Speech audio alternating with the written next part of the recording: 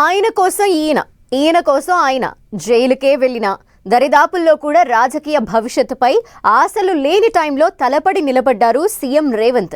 అయితే తన కోసం ఒక అడుగు ముందుకేసి చిక్కుల్లో పడ్డ ఆప్తుడి కోసం వేం నరేందర్ రెడ్డి కూడా ఎంతో తప్పించారు. రక్త సంబంధం లేకున్నా అన్నదమ్ముళ్లకు మించి ఆప్తమిత్రుల కంటే ఎక్కువగా ఒకరికొకరు తోడు నీడగా ఉంటూ వచ్చారు. అన్నీ తానై చక్కబెడుతూ వస్తున్న తన ఆత్మీయుణ్ణి ఎట్టకేలకు రాజ్యసభ సీట్ ఇప్పించుకున్నారు ముఖ్యమంత్రి. దీంతో అధిష్టానం దగ్గర తన పలుకుబడి ఏంటో ఇంటా బయట చాటి చెప్పారన్న టాక్ వినిపిస్తోంది. మొత్తానికి వైఎస్ఆర్కి కేవీపీ ఎలా ఆత్మలా ఉన్నారో రేవంత్కి వేం నరేందర్ రెడ్డి అలా అయిపోయారన్న చర్చ నడుస్తోంది.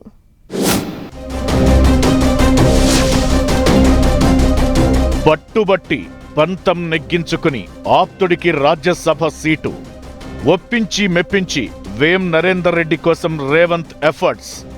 16 మంది పోటీ పడిన వేం నరేందర్ రెడ్డికే దక్కిన రాజ్యసభ సీటు. అప్పుడు వేంను ఎమ్మెల్సీ చేయాలనుకుని చిక్కుల్లో పడ్డ రేవంత్ ఇప్పుడు ఎందరో రేసులో ఉన్న హైకమాండ్ను ఒప్పించిన సీఎం. వైఎస్ఆర్కు కేవీపీ, రేవంత్కు వేం నరేందర్ రెడ్డి. ఇది ఫిక్సా? ఎట్టకేలకు కాంగ్రెస్ రాజ్యసభ అభ్యర్థులపై క్లారిటీ వచ్చింది. ఒక సీటులో అభిషేక్ సింఘ్వీకి రెన్యువల్ వస్తే రెండో సీటును ఎవరికిస్తారన్నది లాస్ట్ మినిట్ వరకు సస్పెన్స్ గా కొనసాగింది. ఫైనల్ గా సీఎం రేవంత్ రెడ్డి సన్నిహితుడు, రాజకీయ సలహాదారు వేం నరేందర్ రెడ్డికి ఛాన్స్ ఇచ్చింది కాంగ్రెస్ హైకమాండ్. రెండో సీటు కోసం కాంగ్రెస్ లోని హేమాహేమీలందరూ పోటీ పడ్డారు. దాదాపు 16 మంది నేతలు రేసులో నిలవగా పెద్దల సభకు వెళ్లేందుకు రాష్ట్ర స్థాయి నేతలు చెయ్యని ప్రయత్నమంటూ లేదు. ఒకరిద్దరు నేతలు ఏకంగా ప్రియాంక గాంధీ ద్వారా కూడా లాబియింగ్ చేశారు. కానీ ఈ స్థానాన్ని సీఎం రేవంత్ రెడ్డి అత్యంత ప్రతిష్టాత్మకంగా తీసుకున్నారట. ఈ సీటును ఎట్టి పరిస్థితుల్లో తనకు నమ్మకమైన, తనకు తోడు నీడగా ఉండే నేతకు ఇప్పించుకోవాలని గట్టి ప్రయత్నాలు చేశారట. సీఎం రేవంత్ రెడ్డికి అత్యంత నమ్మకస్తుడైన వ్యక్తి వేం నరేందర్ రెడ్డి. టీడీపీలో ఉన్నప్పటి నుంచి వేం నరేందర్ రెడ్డి రేవంత్కు చాలా సన్నిహితుడు. ఈ క్రమంలోనే 2015లో వేం నరేందర్ రెడ్డిని ఎమ్మెల్సీ చేసేందుకు అప్పుడు టీడీపీలో ఉన్న రేవంత్ చెయ్యని ప్రయత్నాలు లేవు. వేం నరేందర్ రెడ్డిని ఎమ్మెల్సీగా గెలిపించేందుకు టీడీపీ ఎమ్మెల్యేల మద్దతు సరిపోకపోవడంతో బీఆర్ఎస్ సభ్యులకు ఆయన గాలం వేశారని, ఈ క్రమంలోనే నామినేటెడ్ ఎమ్మెల్యే స్టీఫెన్సన్ కు డబ్బులు ఎరవేశారన్న ఆరోపణలతో ఓటుకు నోటు కేసులో రేవంత్ జైలుకెళ్లారు. అయితే తనను ఎమ్మెల్సీ చేయాలని తాపత్రయపడి రేవంత్ చిక్కుల్లో పోవటం ఆయన రాజకీయ జీవితం అగమ్య గోచరంగా మారిన పరిస్థితుల్లో వేం నరేందర్ రెడ్డి తీవ్ర మనోవేదన అనుభవించారు. అదే ఓటుకు నోటు కేసులో వేం నరేందర్ రెడ్డి టార్గెట్ గా కూడా విచారణ జరిగింది.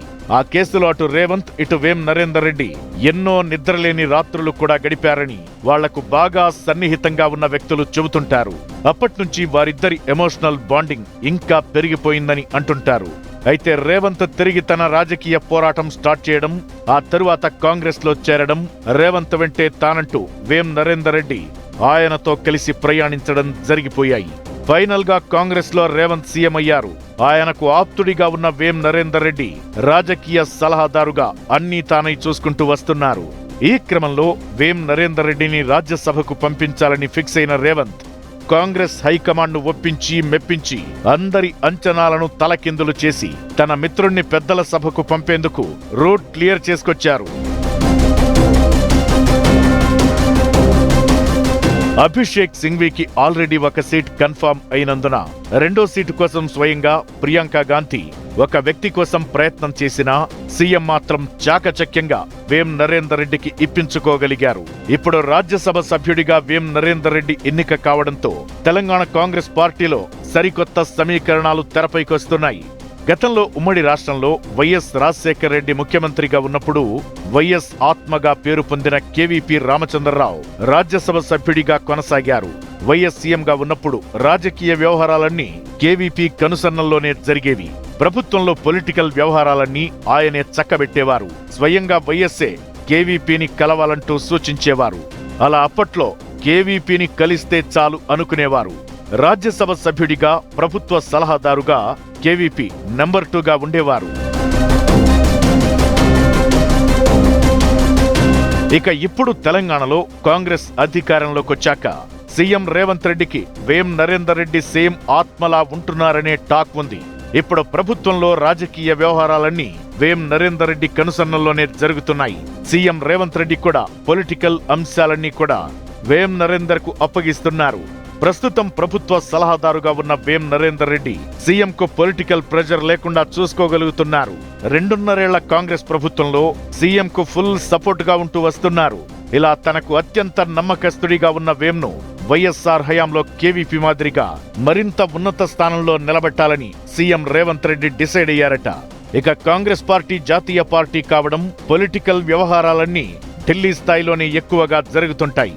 అందుకే తనకు నమ్మకస్తుడైన వేం నరేందర్ రెడ్డిని ఢిల్లీలో యాక్టివ్ చేస్తే ప్రతిదానికి తాను ఫోకస్ పెట్టాల్సిన పని ఉండదని భావించారట. అందుకే పట్టుబట్టి తన మాట నెగ్గించుకుని ఆత్మీయుణ్ణి రాజ్యసభకు పంపుతున్నారట.